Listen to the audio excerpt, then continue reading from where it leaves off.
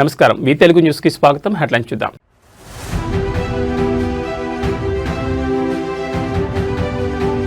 Bharat Malaysia Navasakam కీలక అంశాలపై ప్రధానుల ఒప్పందాలు.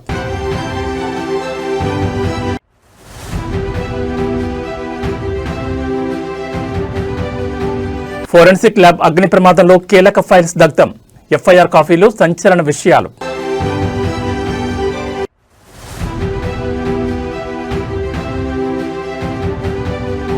కిడ్నాప్ కేసులో మంచు విష్ణుకు నోటీసులు. 3 రోజుల్లో విచారణకు హాజరు కావాలని ఆదేశం.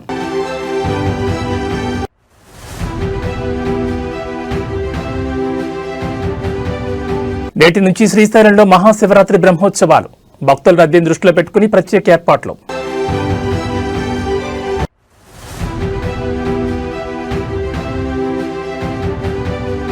తిరుమలలో కొనసాగుతున్న భక్తుల రద్దీ. శ్రీవారి దర్శనానికి 18 గంటల సమయం. ఇక వివరాలు చూస్తే అమెరికాతో భారత్ ఇటీవలే భారీ ట్రేడ్ డీల్ కుదుర్చుకున్న విషయం తెలిసిందే. ప్రస్తుతం మలేషియా పర్యటనలో ఉన్న ప్రధానమంత్రి నరేంద్ర మోడీ ఆ దేశ ప్రధాని అన్వర్ ఇబ్రహీంతో సమావేశమై ఇరు దేశాల మధ్య వాణిజ్యంపై కీలక చర్చలు జరిపారు. ఈ క్రమంలో 2 దేశాలు పలు ఒప్పందాలు కుదుర్చుకున్నాయి. ఇరు దేశాల ప్రధానులు కలిసి నిర్వహించిన ప్రెస్ మీట్లో కీలక విషయాలు వెల్లడించారు. మలేషియా ప్రధాని అన్వర్ మాట్లాడుతూ భారత్ మలేషియా దేశాల మధ్య సంబంధాలను మరింత ఉన్నత స్థాయికి తీసుకెళ్లడంలో ప్రస్తుత చర్చలు అత్యంత కీలకమని పేర్కొన్నారు. ఇరు దేశాల మధ్య దశాబ్దాల నాటి అనుబంధాన్ని ఆయన కొనియాడారు. భారత్ మలేషియా మధ్య 1957 నుంచే సుదీర్ఘ సంబంధాలున్నాయి. అయితే 2024లో ఈ బంధాన్ని సమగ్ర వ్యూహాత్మక భాగస్వామ్యం స్థాయికి పెంచుకున్నాం. లోతైన చారిత్రక సంబంధాలు, ప్రజల మధ్య ఉన్న పటిష్టమైన అనుబంధం, విస్తరిస్తున్న ఆర్థిక సహకారం మా బంధానికి మూలస్తంభాలని ఆయన తెలిపారు. భవిష్యత్తులో ఇరు దేశాలు అన్ని కీలక రంగాల్లో కలిసి పనిచేస్తాయని అన్వర్ ఇబ్రహీం స్పష్టం చేశారు.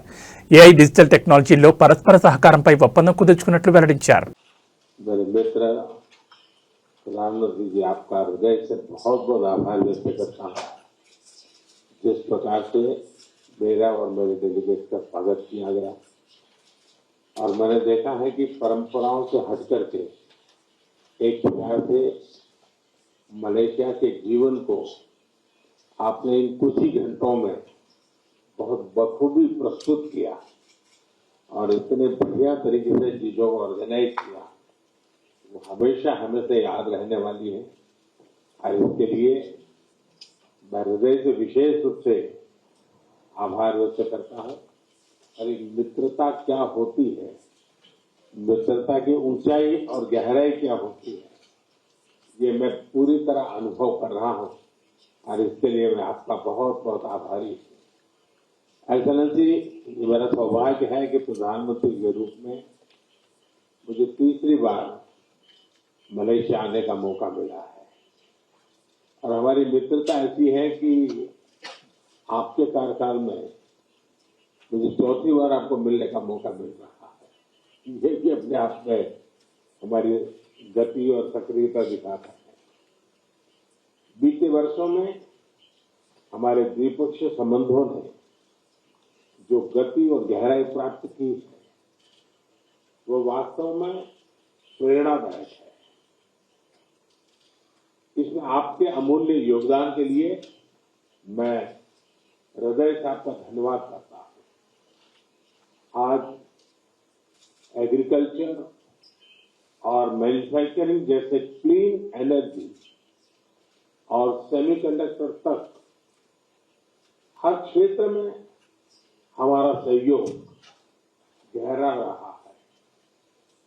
स्किल डेवलपमेंट और कैपेसिटी बिल्डिंग में भी हम अहम साझेदार हैं। हमारा रक्षा और सुरक्षा सहयोग भी लगातार मजबूत हो रहा है। एक्सेलेंसी, आसियान की सफल अध्यक्षता के लिए आपको एक बार फिर से मैं बहुत बहुत बधाई देता हूं।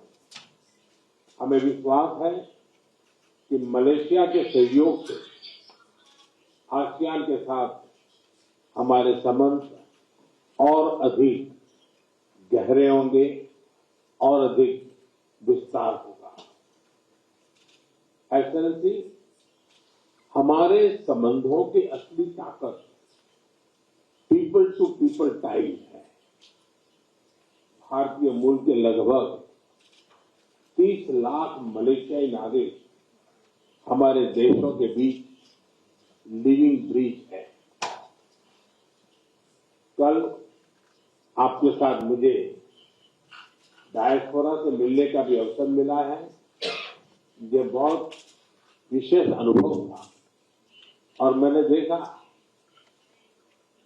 कि डायस्पोरा के लोगों का आपके प्रति जो व्यक्तिगत सम्मान है, आपके प्रति जो प्रेम है, वो कल दिख रहा था, मैं फील कर रहा था, बड़ा गर्व हो रहा था मुझे। आतंकवाद के खिलाफ हमारी लड़ाई में मित्र देशों का साथ बहुत मायने रखता है। एक तरह से एक्सेलेंसी, हमारा दृढ़ विश्वास है कि भारत और मलेशिया की समृद्धि एक दूसरे से जुड़ी हुई है। वैश्विक अस्थिरता के इस वातावरण में भारत और मलेशिया दो मैरीटाइम नेबर उसको अपने संबंधों की पूरी क्षमता का उपयोग करना जरूरी है। मेरी आज की यात्रा का मूल संदेश एकदम स्पष्ट है कि भारत मलेशिया के साथ मिलकर हमारे संबंधों को नए स्तर पर ले जाना चाहता है और सहयोग के हर क्षेत्र में विस्तार और प्रगाढ़ता लाना चाहता है। एक बार फिर मेरा और मेरे डेलीगेशन का इतना जानदार शानदार स्वागत करने के लिए मैं आपका और आपकी पूरी टीम का हृदय से बहुत बहुत आभार व्यक्त करता हूं।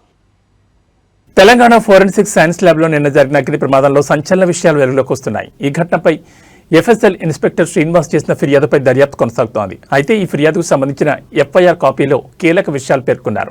5 గదుల్లోని ఫైల్స్ కాలిపోయినట్లు శ్రీనివాస్ ఫిర్యాదు చేశారు. కంప్యూటర్ ఫోరెన్సిక్ ల్యాబ్, ప్రాపర్టీ రూమ్తో పాటు case verification chamber, analysis chamber కాలిపోయాయని, సర్వర్ రూమ్లో ఫైళ్లు దగ్ధమయ్యాయని పేర్కొన్నారు. నిన్న ఉదయం సుమారు 10 గంటల 8 నిమిషాల సమయంలో తాను కార్యాలయానికి వెళ్తున్న సమయంలో కంప్యూటర్ ఫోరెన్సిక్ ల్యాబ్లో పనిచేస్తున్న క్లాస్ 4 ఉద్యోగి సాయికృష్ణ నుంచి ఫోన్ కాల్ వచ్చిందని, కంప్యూటర్ ఫోరెన్సిక్ ల్యాబ్కు ఆనుకుని ఉన్న ప్రాపర్టీ రూమ్లో మంటలు అంటుకుని అవి ఇతర గదులకు కూడా వ్యాపిస్తున్నాయని తనకు సమాచారం ఇచ్చారని ఫిర్యాదులో పేర్కొన్నారు. ఈ సమాచారం అందుకున్న వెంటనే తాను ఫైర్ డిపార్ట్మెంట్కు సమాచారం ఇవ్వాలని సూచించారని పేర్కొన్నారు. అలాగే కార్యాలయంలో ఉండే అవకాశం ఉన్న ఇతర సిబ్బందిని కూడా సంప్రదించి సంఘటనా స్థలానికి వచ్చి పరిస్థితిని అదుపులోకి తీసుకురావాలని కోరానని, అనంతరం తాను కూడా స్వయంగా కార్యాలయానికి బయలుదేరి 10 గంటల 25 నిమిషాలకు అక్కడ చేరుకున్నానని తెలిపారు. అప్పటికే కొంతమంది సిబ్బంది మొదటి అంతస్తులో ఉన్న అగ్నిమాపక పరికరాల సహాయంతో మంటలను అదుపులోకి తీసుకురావడానికి ప్రయత్నించారు. 10:30 గంటలకు అగ్నిమాపక సిబ్బంది ఘటనా స్థలానికి చేరుకుని మధ్యాహ్నం సుమారు 1:30 గంటలకు మంటలు పొగ పూర్తిగా అదుపులోకి వచ్చాయని తెలిపారు. పరిస్థితి పూర్తిగా అదుపులోకి వచ్చాక joint director K Ravikumar Goud, assistant director K Gnaneswararao, in charge scientific officer K అంజనతో కలిసి మొదటి అంతస్తును పరిశీలించామని, అక్కడ కంప్యూటర్ ఫోరెన్సిక్ ల్యాబ్, దాని property room, case verification chamber, analysis chamber, server room నష్టం చెందినట్లు గుర్తించామన్నారు. అదనంగా హెచ్ఆర్డి హాల్, మొదటి అంతస్తులో ఉన్న ఇతర గదులు, ఫర్నిచర్, పరికరాలు కూడా అగ్ని ప్రమాదంలో దెబ్బతిన్నట్లు గుర్తించామని ఫిర్యాదులో పేర్కొన్నారు. ఈ ఘటనలో ఎటువంటి ప్రాణ నష్టం లేదా గాయాలు సంభవించలేదని వెంటనే కేసు నమోదు చేసి దర్యాప్తు చేపట్టాల్సిందిగా కోరారు. ఈ ప్రమాదంపై ప్రస్తుతం క్లూస్ టీం రంగంలోకి దిగింది. ఘటనపై పూర్తి స్థాయిలో దర్యాప్తు చేపట్టింది. ఎఫ్ఎస్ఎల్ ల్యాబ్ను సీజ్ చేసిన క్లూస్ టీం ఎస్బీ మరోసారి తనిఖీలు చేపట్టింది. అగ్ని ప్రమాద సమయంలో అక్కడ ఎవరైనా ఉన్నారా అని ఆరా తీస్తున్నారు. ఎఫ్ఎస్ఎల్ కార్యాలయంలోని సీసీ కెమెరాల ఫుటేజ్ను పరిశీలిస్తున్నారు. మరి కాసేపట్లో ఎఫ్ఎస్ఎల్ డైరెక్టర్ శిఖా గోయల్ ఘటనా స్థలానికి చేరుకోనున్నారు. ఈ ప్రమాదంపై సోషల్ మీడియాలో రకరకాల ప్రచారం జరుగుతున్న నేపథ్యంలో ఆమె కీలక ప్రకటన చేయనున్నారు.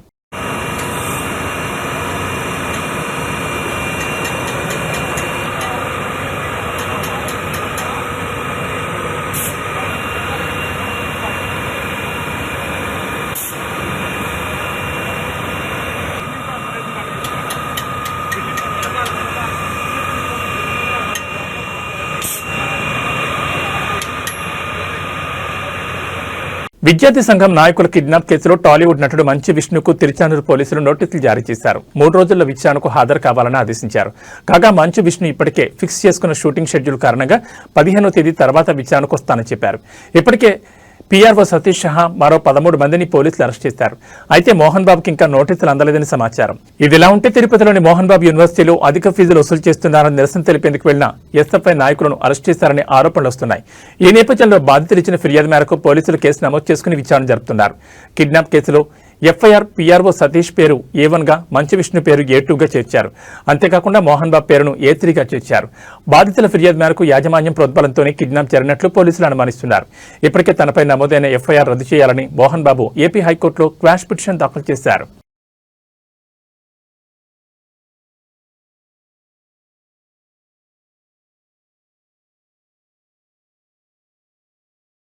నంద్యాల జిల్లాలోని ప్రముఖ పుణ్యక్షేత్రం శ్రీశైలంలో శ్రీ బ్రహ్మరాంబ మల్లికార్జున స్వామి దేవస్థానంలో మహాశివరాత్రి బ్రహ్మోత్సవాలు నేటి నుంచి ఈ నెల 18వ తేదీ వరకు కొనసాగనున్నాయి.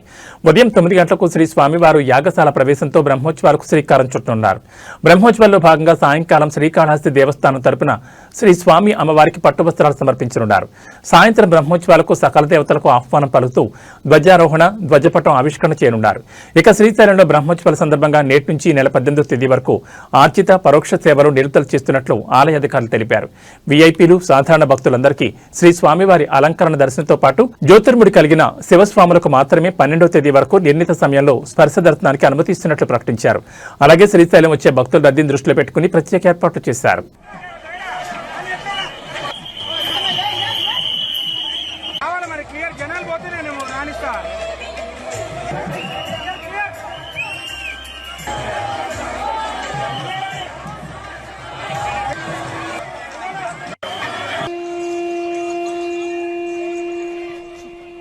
రథోత్సవాన్ని వీక్షించడంతో సర్వపాపాలు, కష్టాలు తొలగి ఆయురారోగ్య ఐశ్వర్యాలు ప్రాప్తిస్తాయని భక్తుల నమ్మకం. రథోత్సవాన్ని వీక్షించేందుకు 2 రోజులుగా వివిధ రాష్ట్రాల నుంచి వచ్చిన భక్తులు సుమారు 2 లక్షల మంది వరకు తరలివచ్చారు. మహాశివరాత్రి బ్రహ్మోత్సవాల్లో భాగంగా స్వామి అమ్మవార్లకు ఆలయ పుష్కరిణిలో తెప్పోత్సవాన్ని నయనానందకరంగా జరిపించారు.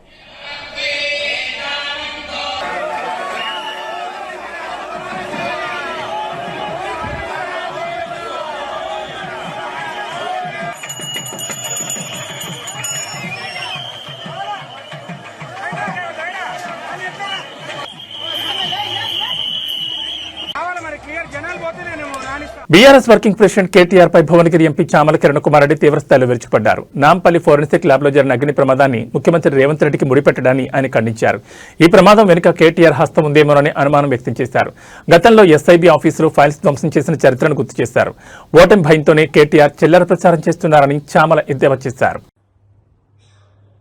ఏ స్థాయికి దిగజారిన కేటీఆర్ నిన్న ఏదో అగ్ని ప్రమాదము ఫోరెన్సిక్ ల్యాబ్ లో జరిగితే రేవంత్ రెడ్డి గారి ఓటుకు నోటు కేసుకు ముడిపెట్టి మున్సిపల్ ఎన్నికల సమయంలో తెలంగాణ ప్రజలను పక్కదో పట్టించి మిమ్మల్ని మీరు చేసిన దరిద్ర పాలన మర్చిపోయి మీరు చెప్పే మాటలలో ప్రజలు పడిపోయి రేవంత్ రెడ్డి గారి మీద విష ప్రచారం చెల్లి మీకు ఓట్లు వస్తాయనుకోవడము ఎంత మూర్ఖత్వం ఇది. ఏం మాట్లాడుతున్నావో పొద్దున్న లేస్తే నిద్ర పట్టక ఇప్పుడు మున్సిపల్ ఎన్నికలలో కూడా ఈ చింతపండు ఇద్దని తెలిసిపోయి ఏదో అబాండాలు వేయాలని ఫోరెన్సిక్ ల్యాబ్ లో ఒకవేళ ఏదన్నా జరిగితే మీ టేపులు మీరు మాట్లాడిన మీ ఫోన్ ట్యాపింగ్ కు సంబంధించినవి అవన్నీ కూడా ఎవిడెన్స్లు ఉంటాయి అలా. ఇలా నాకేం డౌట్ వస్తుంది తెలుసా, నీ అంతా నువ్వు ముందే వచ్చి రేవంత్ రెడ్డి మీద అభియోగాలు వేసినావు అంటే అసలు నీకేమన్నా అస్తం ఉందా? ఎందుకంటే మన చరిత్ర మొన్ననే మీరు అధికారంలో పోతుర్రని తెలిసి డిసెంబర్ 4వ తారీఖు నాడు ఎప్పుడైతే కౌంటింగ్ జరిగి కౌంటింగ్ లో మనం ఓడిపోతున్నామని తెలిసిన నిమిషంలో స్పెషల్ ఇన్వెస్టిగేషన్ బ్రాంచ్ ల సీసీ కెమెరాలు బంద్ చేసి మొత్తం పలగొట్టి ఆ ఇజ్రాయెల్ నుంచి తెచ్చిన పరికరాలన్నీ పలగొట్టి పెగాసిస్ పరికరాలు మీరు ఫోన్ ట్యాపింగ్ చేసినాయి, డాక్యుమెంట్లన్నీ ఎవిడెన్స్ లేకుండా కాల్ చేసి మిగిలిన తీసుకొని మూసీ నదిలో పడేసిన చరిత్ర నీది. కలియుగ ప్రత్యక్ష దైవం తిరుమల శ్రీ వెంకటేశ్వర స్వామి వారిని నిత్యం వేలాది మంది భక్తులు దర్శించుకుంటారు. ఈ తరుణంలో తిరుమలలో భక్తుల రద్దీ కొనసాగుతోంది. ఈ క్రమంలో నేడు శ్రీవారి దర్శనానికి 15 నుంచి 18 గంటల సమయం పడుతోంది. తిరుమల శ్రీ వెంకటేశ్వర స్వామి వారి సర్వదర్శనం కోసం భక్తులు 31 కంపార్ట్మెంట్ లో వేచి ఉన్నారు. తిరుమల భక్తులు ఎటువంటి ఇబ్బందులు పడకుండా అన్ని చర్యలు తీసుకుంటున్నామని టీటీడీ అధికారులు తెలిపారు. క్యూ లైన్లోని భక్తులకు శ్రీవారి సేవకుల ద్వారా అన్నప్రసాదం, పాలు, త్రాగునీరు అందిస్తున్నారు. నిన్న శ్రీవారిని 81,777 మంది భక్తులు దర్శించుకున్నారు. 30,209 మంది భక్తులు తలనీలాలు సమర్పించుకున్నారు. శ్రీవారి హుండీ ఆదాయం 3.70 కోట్లు వచ్చిందని టీటీడీ అధికారులు తెలిపారు.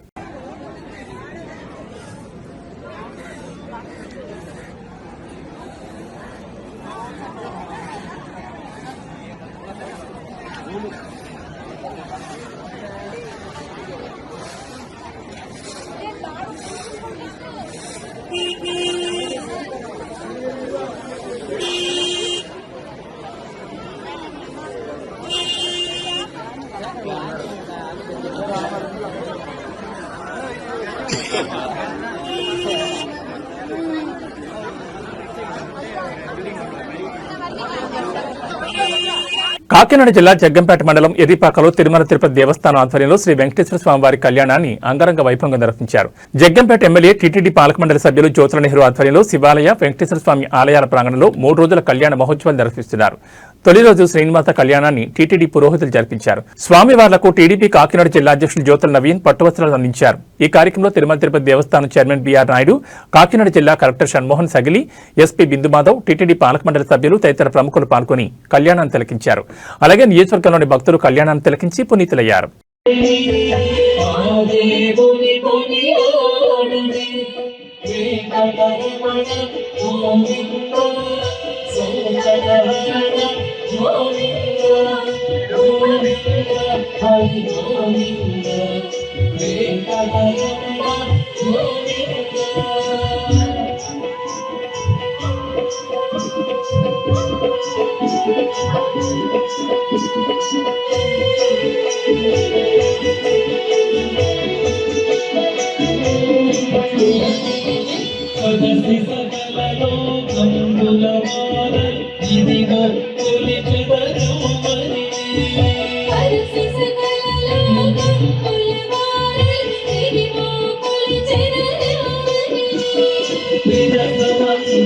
కోరిక నెరవేరాలని అందుకు ఈ ప్రాంగణానికి వచ్చినటువంటి భక్తులే కాకుండా పెద్దలే కాకుండా అందరూ సహాయ సహకారాలు కూడా అందించాలి అని చెప్పి నేను భావిస్తున్నాను. అది కూడా ఆ తిరుమల తిరుపతి వెంకటేశ్వరుడు అలాగే మరి శ్రీశైలం మల్లికార్జున స్వామి యొక్క ఆశీస్సులతోటి కోటిలింగ క్షేత్రంగా కూడా దీన్ని రూపుదిద్దుకోవడానికి వారి ఆశీస్సులు నాకు అందిస్తారని అందరూ కూడా సహకరిస్తారని మరి ఆ రకంగా నా జన్మ సార్థకం చేసుకోవాలనేటటువంటి ఒక దురాశతో ముందుకెళ్తున్నాను. దాన్ని ఖచ్చితంగా మరి ఆ స్వామివారు నెరవేరుస్తారని ఆశిస్తూ ఏదైతే ఈరోజు టీటీడీ బోర్డు వారు తన హక్కులు చేర్చుకున్నారో శివకేశవుల ప్రాంగణాన్ని దాన్ని గౌరవ టీటీడీ బోర్డు చైర్మన్ గారి చేతుల మీదుగా ఇప్పుడు నాకు ఆ పత్రాన్ని అందివలసిందిగా కూడా వినయపూర్వకంగా నేనే వేడుకుంటున్నాను. ఎందుకంటే తిరుపతి వెంకటేశ్వర స్వామి ఎంత నిబద్ధతతోటి భక్తుల్ని పరిరక్షించుకుంటారో అంతే నిబద్ధతతోటి తిరుపతి వెంకటేశ్వర స్వామిని పరిరక్షిస్తున్నటువంటి మొట్టమొదటి వ్యక్తి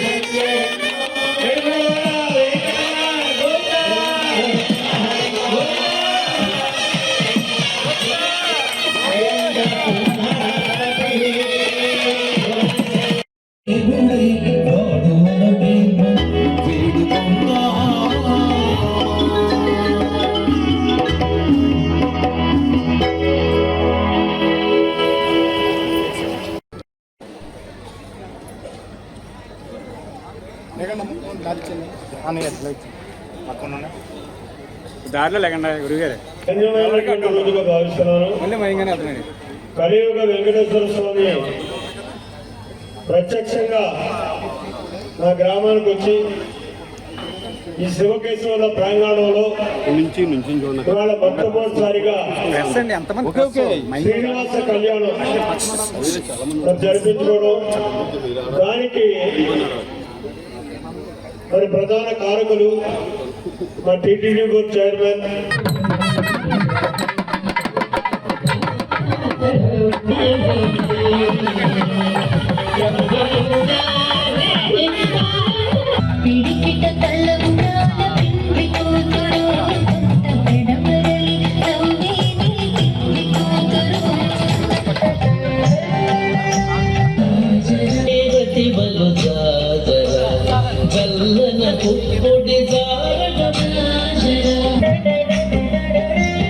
చేరువ పతిపై చింతన పట్టులు సాగన జగటపు చల్లపుల జాజర సగినల మంచపు మటల జాజర జగటపు చల్లపుల జాజర పేరు దగ్గరికి ఇప్పుడు వెయిట్ చేసి ఉంటున్నారు కాబట్టి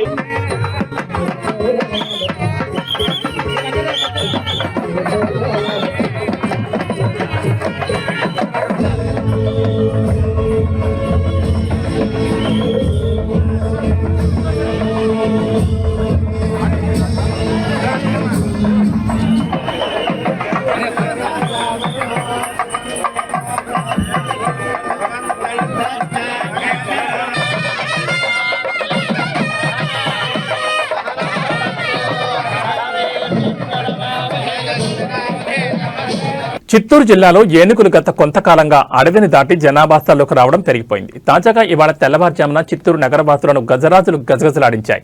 అడవిలో ఉండాల్సిన ఏనుగులు ఏకంగా నగరం నడిబొడ్డును చేరుకోవడంతో స్థానికులు తీవ్ర భయాందోళనకు గురయ్యారు. ఏనుగులు అడవి మార్గం తప్పిపోయాయో లేక ఆహారం కోసం వెతుక్కుంటూ వచ్చాయో తెలియదు కానీ 2 ఏనుగులు నగరం మధ్యలోకి రావడంతో ఒక్కసారిగా భయానక పరిస్థితులు నెలకొన్నాయి. నగరంలోని అత్యంత రద్దీగా ఉండే సంతపేట ప్రాంతంలోకి 2 ఏనుగులు ప్రవేశించాయి. తెల్లవారుజామున వీధుల్లో ఏనుగులను చూసిన స్థానికులు షాక్ గురయ్యారు. సాధారణంగా పంట పొలాల్లో కనిపించే ఏనుగులు జనసంచారం అధికంగా ఉండే నగర వీధుల్లోకి రావడంతో ప్రజలు ప్రాణాలు అరచేతిలో పెట్టుకుని పరుగులు తీశారు.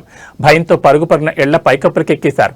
ఏనుగుల రాకపై సమాచారం అందుకున్న అటవీశాఖ అధికారులు వెంటనే రంగంలోకి దిగారు. వాటిని తిరిగి అడవిలోకి పంపేందుకు ప్రయత్నాలు ప్రారంభించారు. ఏనుగులకు ఎదురు వెళ్లొద్దని, సెల్ఫీలు లేదా ఫోటోల కోసం వాటిని ఇబ్బంది పెట్టొద్దని స్థానికులను హెచ్చరించారు.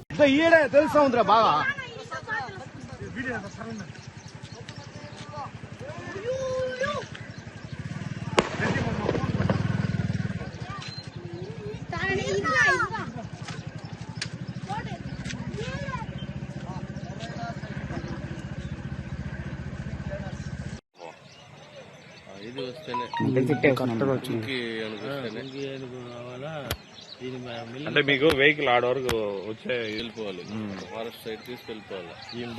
ఒకసారి చూపించిపోయినా చిన్నది ఇట్లే వస్తాను సార్, అది పెద్దది. అరవద్దు.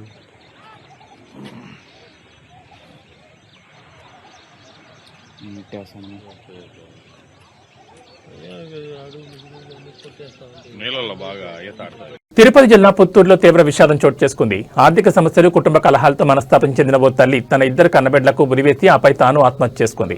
పుత్తూరులోని కృష్ణానగర్లో శనివారం జరిగిన ఈ హృదయ విదారకర ఘటన స్థానికంగా కలకలం రేపింది. ఆత్మహత్యకు ముందు ఆ తల్లి రాసిన సూసైడ్ నోట్ ఆమె పడిన మానసిక వేదనను కళ్లకడుతోంది. పద్మ అనే మహిళ తన కుమార్తెలు తేజశ్రీ, లాస్యలను చంపి అనంతరం తాను బలవన్మరణానికి పాల్పడింది. నిన్న సాయంత్రం భర్త శివశంకర్ ఇంటికి వచ్చి చూడగా ఈ దారుణం వెలుగులోకి వచ్చింది. పద్మ, శివశంకర్ డిగ్రీ చదివే రోజు నుంచి ప్రేమించుకుని 2019లో పెద్దలు నిద్రించి వివాహం చేసుకున్నారు. అయితే పెళ్లైన తర్వాత కూడా శివశంకర్ ఏ పని చేయకుండా బాధ్యతారహిత్యంగా ఉండడంతో కుటుంబంలో ఆర్థిక కష్టాలు మొదలయ్యాయి. పిల్లల స్కూల్ ఫీజులు, ఇంటి ఖర్చులు, డ్వాక్రా సంఘంలో తీసుకున్న అప్పు చెల్లించలేక పద్మ తీవ్రంగా మదనపడినట్టు తెలుస్తోంది. ఈ విషయమై శనివారం భర్తకు ఫోన్ చేయగా డబ్బులు సర్దుబాటు కాలేదని చెప్పడంతో ఆమె తీవ్ర మనస్తాపానికి గురైంది.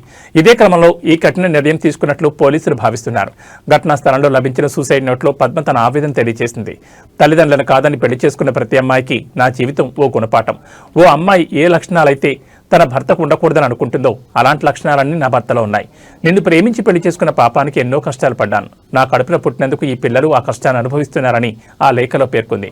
నేను చనిపోతే ఇంకో పెళ్లి చేసుకుంటావు, కనీసం ఈసారైనా లైఫ్లో సెటిల్ అయ్యాక పెళ్లి చేసుకో అని భర్తను ఉద్దేశించి రాయడం అందరినీ కలిచివేసింది. స్థానికుల సమాచారంతో ఘటనా స్థలాన్ని చేరుకున్న పోలీసులు మృతదేహాలను పోస్టుమార్టం నిమిత్తం ఆసుపత్రికి తరలించారు. పద్మ రాసిన సూసైడ్ నోట్ను స్వాధీనం చేసుకుని భర్త శివశంకర్ అదుపులోకి తీసుకుని విచారిస్తున్నారు.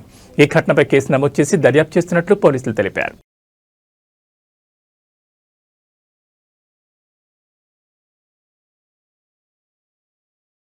ఏబీ బులెటిన్ విశేషాలు. నమస్కారం.